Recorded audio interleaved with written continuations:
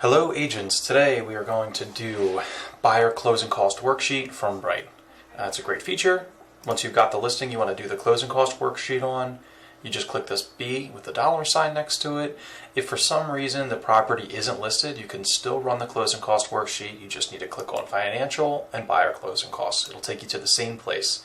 So let's start by clicking on this button. So once we're in here, let's say we had just clicked on here and clicked on buyer closing costs. None of this would be in here. It would populate though as soon as we typed in the address in here. So the sales price is auto populating $290,000 because that's the current list price. So in this market we're typically going over ask. So let's change that to $300,000 and leave that alone. The settlement date, well, let's say it's March 11th now. We're going to close on April 30th. That's a fair closing date for right now. And putting in the closing date here is going to change all of these numbers down here, changing our escrows, changing our taxes, reflecting an accurate number based on that closing date. So municipality is Cherry Hill, annual tax, this is pulling this from public records, so just make sure this is accurate. Interest rate, say 3.5% on their mortgage. You should know this from your buyer's pre-approval, ask the lender, whatever, because by putting in the interest rate here, you're actually going to get a monthly payment. As you can see here, the estimated monthly payment for your buyer. And that's going to change as we keep going through this.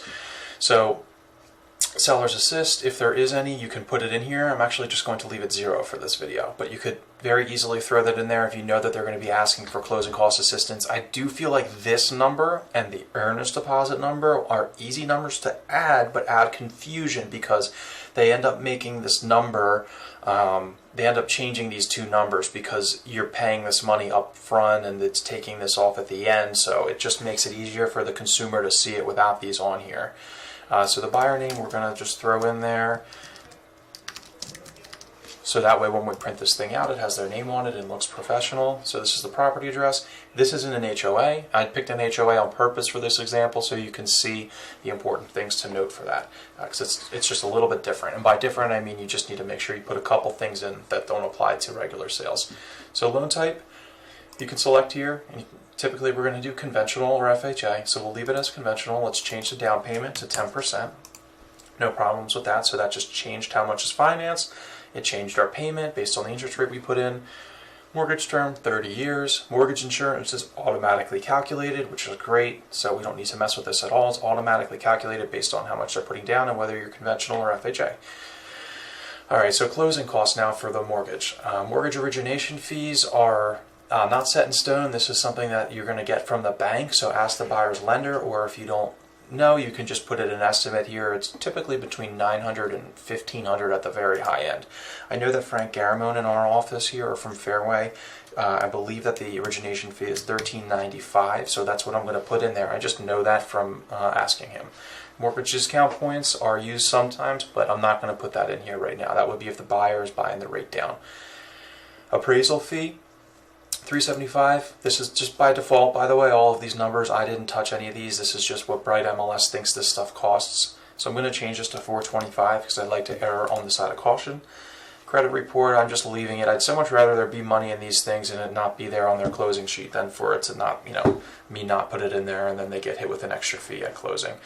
Underwriting fees, I don't know, document prep, I'm just going to leave this go. I am going to say wire transfers are common in this COVID world, so I'm going to throw $40 in there for one wire fee just in case they have to do that. Then the title insurance policy, this is actually just calculated based on the sales price. I'd leave this as enhanced basic. That's typically what people are getting. You could change to basic, that would be a lesser cost, but leave this alone. Survey, if the buyer wants to get it, is about $500. We can throw that in there because usually you are going to get a survey, or at least recommend it as the agent. And we're trying to show them the big picture here with them doing all of the proper inspections on this home.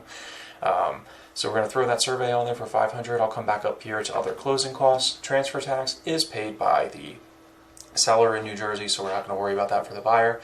These fees, deed recording, mortgage recording, those are fees paid by the buyer at closing to record the deed, to record the mortgage at the county level. Notary, $35. There's always a notary involved. There's always a fee for it. Commission paid by the buyer. This is important if you are charging a fee outside of your commission to the buyer. Some people do that, some agents do that, some companies make their agents do that. This is a script thing that I actually use when I talk to my buyers. Other agents will say, oh, we'll discount your commission like Redfin or some other companies, and then they'll hit their buyer with a $500 fee in there. And that's something that we don't do here, or at least we don't make you do here, and I do not charge my buyers anything other than the commission that I'm going to earn. Homeowners insurance, we actually do need to insert the price for that. And we're going to say that it's $1,200 for the year. Home warranty, if the seller is not offering it, we're always recommending that a buyer buy a home warranty, so I'm going to put that fee in there, assuming that they've already told me that they want to get a home warranty. Home inspection, we need to fill that out. We're just going to err on the side of caution again, so we're going to say $500 for the inspection, $75 for the termite. Next one is radon. So if this property has a basement, we're going to say they're going to do a radon test, $95 there. Water and septic only apply if it has a private well or has a septic system. Attorney fee, I'm going to leave blank, although you could put that in there if you know that they're going to work with an attorney. Attorney fees are typically $800 to $1,200. Association monthly payment, another number that's pulled from Bright, so please verify that that's accurate.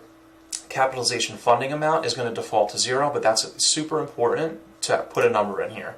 Because in an HOA, this is always a fee that's charged to the buyer. It can range anywhere from a couple $100s to, I've seen it as high as $1,500, depending on the situation with the HOA and with their finances. So let's just say it's $500 in Chanticleer. I honestly have no idea offhand how much it is. To get this number, you can ask the listing agent, you can call the HOA, you can overestimate to be safe. Any of those are, acceptable answers to put that number in there. But it's a big number, so it should be included on your buyer's closing cost worksheet. Condo movement fees, sometimes they charge that. I'm just going to leave it 0. Other fees here, let's say your buyer's going to do a sewer scope. We can put the cost in for that here. Let's just say that's $250. I don't depending on who they use, it's probably going to be less than that. And let's say they're going to do an oil tank scan because the property's older. Now I know they're never going to do an oil tank scan in Chanticleer, but I'm just being, trying to show the different things that an agent can put in these things here. So if there's anything else you want to add it, you can add more fields here and throw in whatever you want. Okay, so next, lender escrows. These are all just populated from Bright. I just kind of leave these alone. These are things that the lender's going to hold in escrow after closing, so the buyer's paying, basically $2,200 of money that's going to go into their escrow account just in case they don't pay their mortgage. The bank's going to use this money to pay their mortgage for them. Municipal tax, this is buyers paying the tax only from April 30th to June 30th. That's not the whole quarter. The seller's going to get reimbursed for what they've already paid. So this is like a per diem rate for the taxes. This is just based on the taxes. Condo HOA fee is kind of just paid outside of the closing, we're going to say, so I'm just going to leave it alone. So we're going to look at these numbers. They look pretty good here. You can see the estimated monthly payment. And then I always click on print. And then print again and save as a PDF right here. And I always save as a PDF because put the Chanticleer estimated closing costs. I always save it as a PDF. I already had it in there. Because what I like to do is, number one, I like to have my buyer sign this.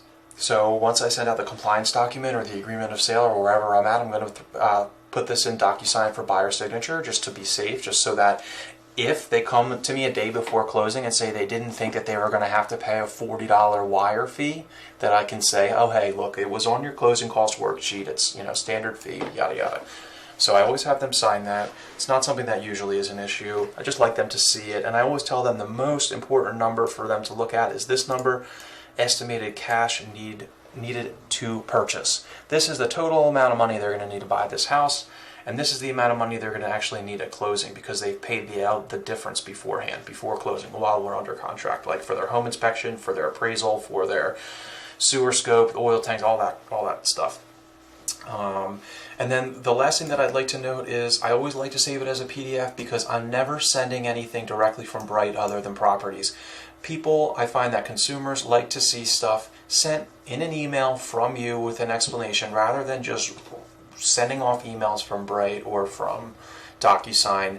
It's much more professional to download this PDF, put it in an email, give the buyer next steps along with their escrow, wherever they're at in the transaction, and tell them that you've attached a buyer's estimated closing cost worksheet. They can review it. You can review it with them. If they've got any questions, they can let you know. So that's pretty much it for this video.